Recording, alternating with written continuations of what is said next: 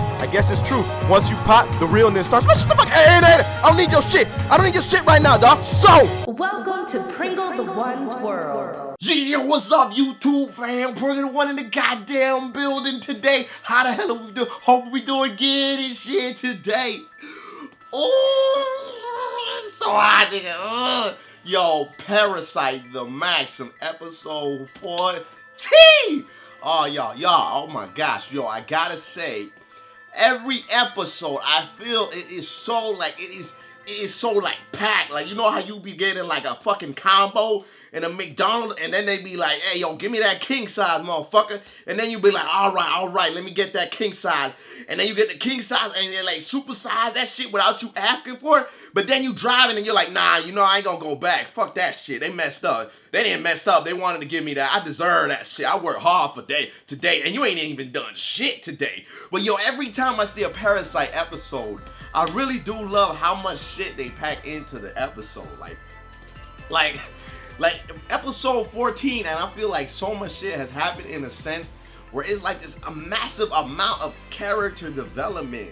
Like in the beginning of the episode, Shinichi remembers what happened with him and Murano, how he said, there's nothing wrong with me. And he's talking, and then you know how they go to that cutscene where he's talking to him and Miggy in their room and shit like that, and they're just chilling and they're talking a little bit and like, you know, trying to figure out what's happening next. And then they talk about what the detective did, and they're like, what if we get the detective, we managed to capture him and investigate him instead of trying to kill him like we were trying to do before, so we can figure out who did it. You know what I'm saying? Like who is sending this guy to figure out why they want to do, like why they want to know about, you know, your boy Right Hand and Shinichi and stuff like that, right?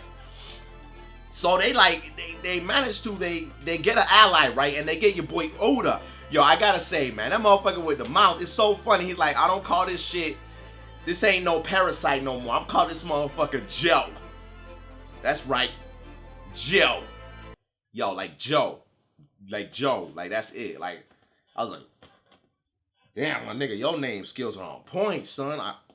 And then it was kind of funny when he said that, the Parasyte Joe, he was like, names are so unimportant. And then Miggy kind of did names are kind of unimportant.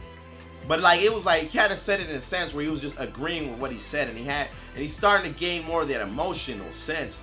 And it kind of flickers down to see, like, now you see, like, it flickers the screen and it goes to the detective work, you know what I'm saying? And we're seeing the detective talking to Reiko, and he brought the paperwork, and then Reiko's like, I don't believe that. I don't believe that at all.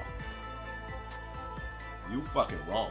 And it's so funny because, like, right after that, you see all these motherfuckers in the cafe and shit where they're discussing all the work. All these motherfuckers just, like, you see every motherfucker with their eyes and nose just everywhere. Like, oh, they saying that shit? Like, ooh, like, oh, yo, like, damn, bitch, put that shit to yourself, nigga. Y'all niggas need to put that nose right back in that booty hole of yours, because y'all getting everywhere around this area and shit like that. Like, what's wrong with y'all? Like, I don't get it. Like, why y'all so sucked in other people's information and business and shit? I'm just saying.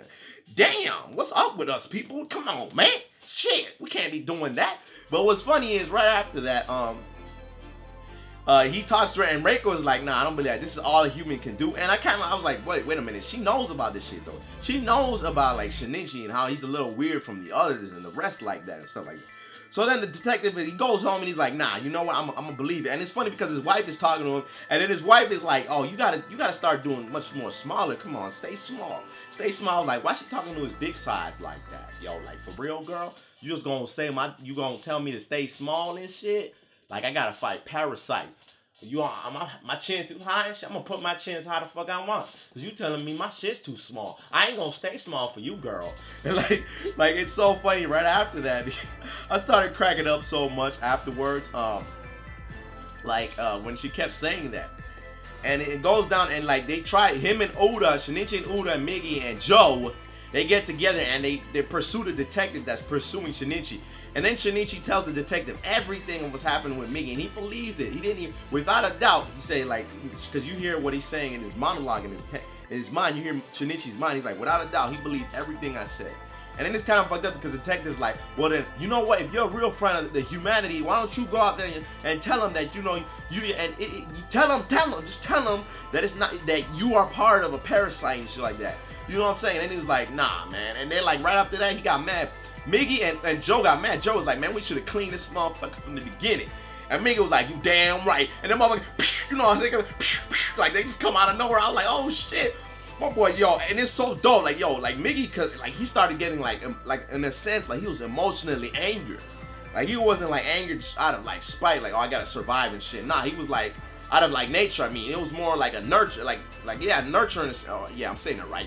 And he was like, yo, how the fuck would you feel if you were a goddamn high schooler, which you see as a kid, and he has to survive, he has to go through all this bullshit, and you telling him to fucking turn himself in? What the fuck? Who the fuck are you? It's like, y'all seriously felt like that. He was like, he was on that. Who the fuck are you? You, who the fuck are you? You don't understand how the fuck it feels like and shit. I was like, damn, my man. And then like, it's funny because Shinichi was like, I feel like it's Miggy, but he's a little different and stuff like that.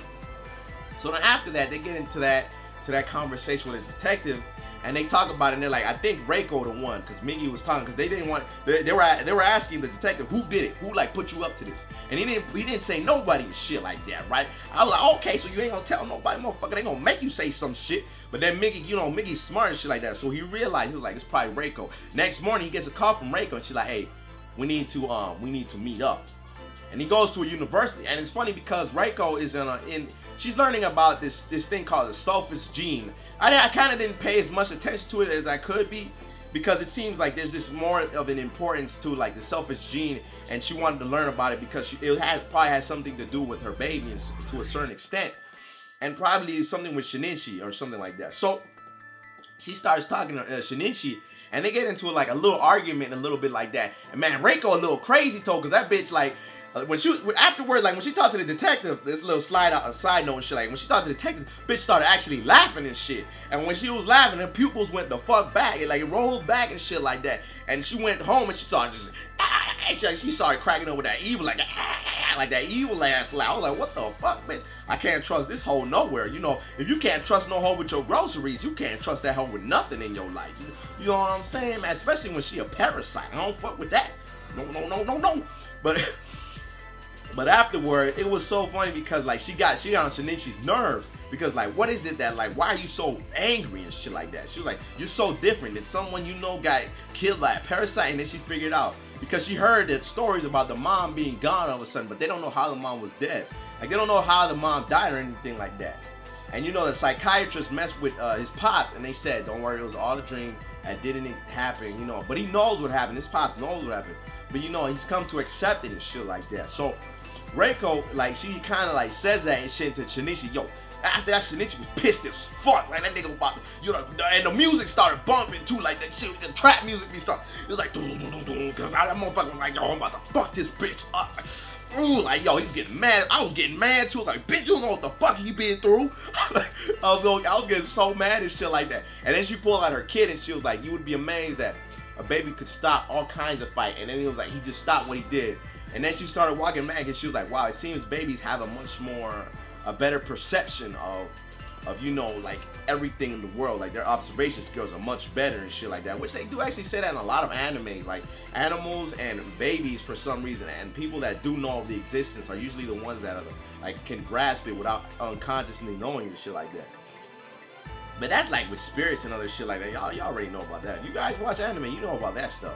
So right after that, Shinichi starts running out there. He's like, move out the way, humans. Like, he said it like that. Like it seems as if he's getting, I don't want to say he's getting too parasitic. Like he's changing, but the fact is that it's hard. It's getting harder in him to like, he's just so mad and shit. Like, he's just so frustrated. And in a sense, he can't really put out the anger because of the way he is now. You know what I'm saying? It's kind of trippy, man. It's kind of trippy and stuff like that. So he runs, and then he goes somewhere, and he takes a breather, and then he goes and meets a fortune teller. And then the fortune teller is like, he gives her his left hand, because you know he can't give out Miggy and shit like that. So he gave her his left hand, and then she's like, his left hand? And then she started reading, it's like, it looks like there's a hole in your heart. Maybe if you go to the root of the problem and you converse with the person that caused this hole in your heart, it could help you. And then this motherfucker said, yo, he said some shit that I was like, damn, nigga, who are you? Shinichi, man. Oh, wait, Shinichi, don't lose me, nigga. We can't lose, you know. This motherfucker said he said some of the realest, real shit. You know what I'm saying? Like, you know, when you double say the word and shit. He said, I killed her.